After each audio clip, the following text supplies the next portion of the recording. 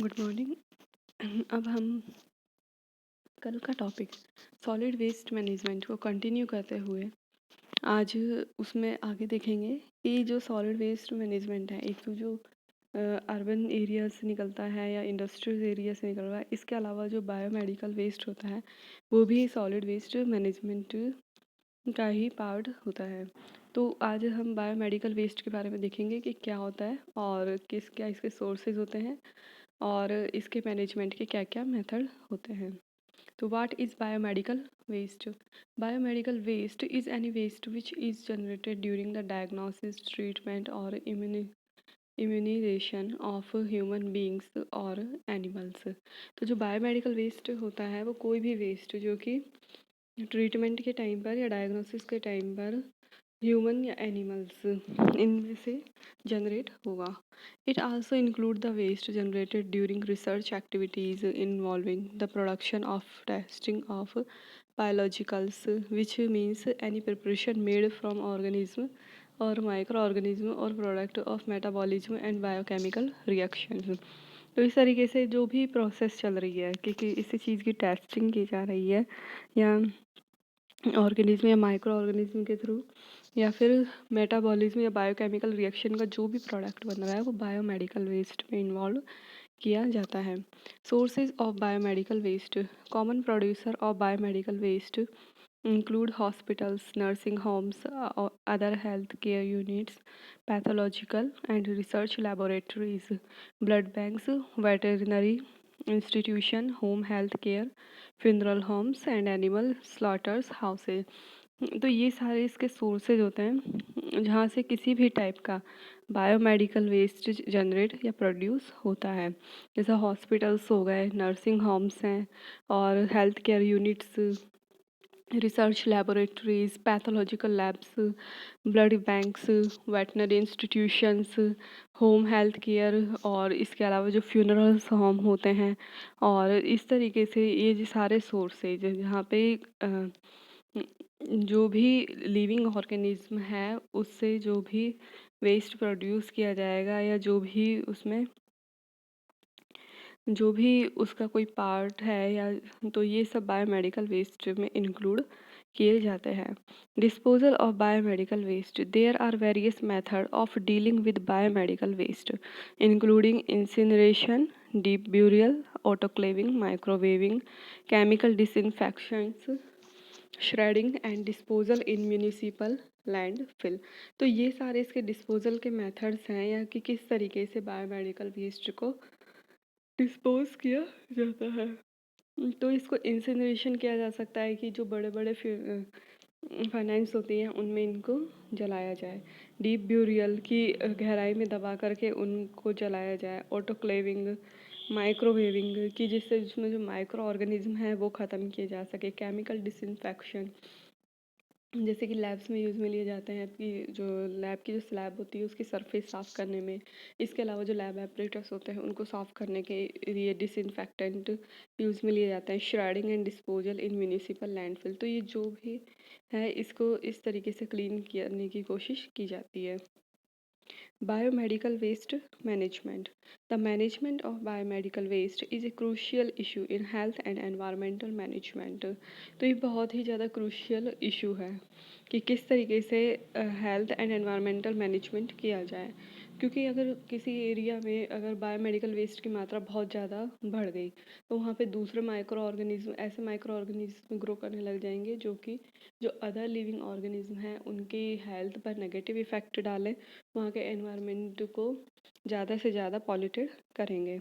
It is estimated that India generate more than 3 lakh ton of waste annually. The solid waste from the hospital consists of bandages, linen and other infectious waste, plastic, disposable syringe, glasses and other general waste including food. तो इस तरीके के यहाँ पर जो solid waste दिए गए हैं कि क्या क्या चीज़ें यहाँ पर सॉलिड वेस्ट की फॉर्म में पाई जाती हैं। Out of these the biomedical waste has to be disposed of according to the Biomedical Waste Management and Handling Rules 1998.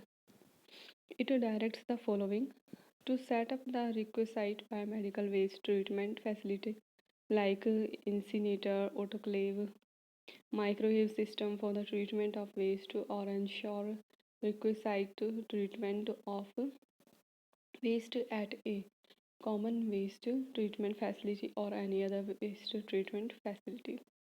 Second है biomedical waste shall not be mixed with other waste. Third, biomedical waste shall be segregated into containers or bag at the point of generation prior to its storage, transportation, treatment and disposal. The containers shall be labeled. Fourth, no untreated biomedical waste shall be kept stored beyond a period of 48 hours. तो इसमें भी बताया गया है कि biomedical waste का जो उसको ट्रीट कर दिया जाए, उसको ट्रीटमेंट कर दिया जाए जिससे ज़्यादा वो नेगेटिव इफेक्ट शो ना करे।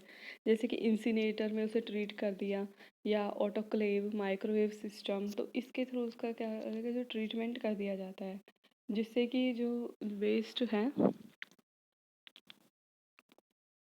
वो थोड़ा कम हार्मफुल हो जाए। इसी तरीके से यहाँ पे दिया हुआ है कि जो बायोमेडिकल वेस्ट होते हैं उनको किसी दूसरे वेस्ट के साथ मिक्स नहीं किया जाना चाहिए। Biomedical waste shall be segregated into container. जो बायोमेडिकल वेस्ट होते हैं उनको किसी अलग कंटेनर में या बैग्स में रखा जाना चाहिए और जब उसका स्टोरेज, ट्रांसपोर्टेशन या ट्रीटमेंट या डिस्पोजल किया जाएगा तो उनको अलग से लेबल्ड कर दिया जाना चाहिए। No untreated biomedical waste shall be kept. तो अगर कोई भी बायो मेडिकल वेस्ट स्टोर किया जा रहा है तो उसे पहले उसका ट्रीटमेंट करना चाहिए, अनट्रीटेड नहीं रखना चाहिए।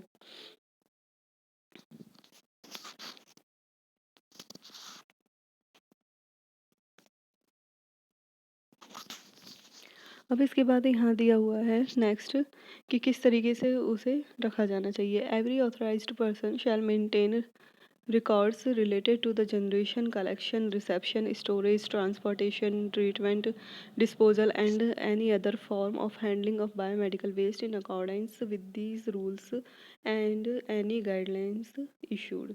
तो कोई भी जो ऑथराइज पर्सन जो इस बायोमेडिकल वेस्ट को स्टोर कर रहा है, तो जो भी उससे रिलेटेड वर्क कर रहा है जैसे generation, collection, reception, storage, transportation, treatment, तो जो बायोमेडिकल गाइडलाइंस है, इसके लिए जो गाइडलाइंस बनी हुई हैं वेस्ट के लिए, उसको फॉलो करना चाहिए। All records shall be subjected to inspection and verification by the prescribed authority at any time. और जितने भी रिकॉर्ड्स होते हैं वो सब किसी भी टाइम पर उनको वेरीफाई किया जाना चाहिए, उनका इंस्पेक्शन होना चाहिए और वेरिफिकेशन अथॉरिटी के द्वारा होना चाहिए। The proper management of biomedical waste has several aspects: political, social, economic, and of course environmental. We must have adequate knowledge of the type of waste, how much is being produced, who produce it, and what happened to it. This will help us to know what should be done with waste and prepare for the future. There are following certain aspects that must be taken into account. Before licensing institution for managing the biomedical waste, it is necessary to carry out EIA। कि जब किसी institution को licence दिया जाएगा तो यह सबसे पहले ज़रूरी होता है कि उसे EIA के बारे में पता हो। EIA से मतलब होता है एनवायरमेंटल इम्पैक्ट असेसमेंट, कि उस वेस्ट का एनवायरमेंट के ऊपर क्या इफ़ेक्ट पड़ेगा। This will spread awareness among the people about the environmental effect of dumping of biomedical waste। और इसके कारण कि जो अब जो ये मेडिकल वेस्ट है इसको डंप किया जा रहा है तो इसका एनवायरनमेंट के ऊपर क्या इफ़ेक्ट पड़ रहा है, तो इसके लिए जो पीपल्स होते हैं उनको उनमें अवेयरनेस स्प्रेड की जानी चाहिए। कम्युनिटी वेस्ट मैनेजमेंट और treatment facility must be emphasised. The management practice must monitor land using planning and prohibit or impose restrictions on undesirable land use for dumping the biomedical waste. There are to block, there is limited land resources, and there is not set perfect rule which can be followed. The handling of such waste required constant monitoring by a specific agency. There should also be periodic monitoring of the level of pollution, so it is necessary to have a strong enforcement mechanism within the framework of law. It becomes the duty of the owner of the institution to act responsibly in dealing with such hazardous substances.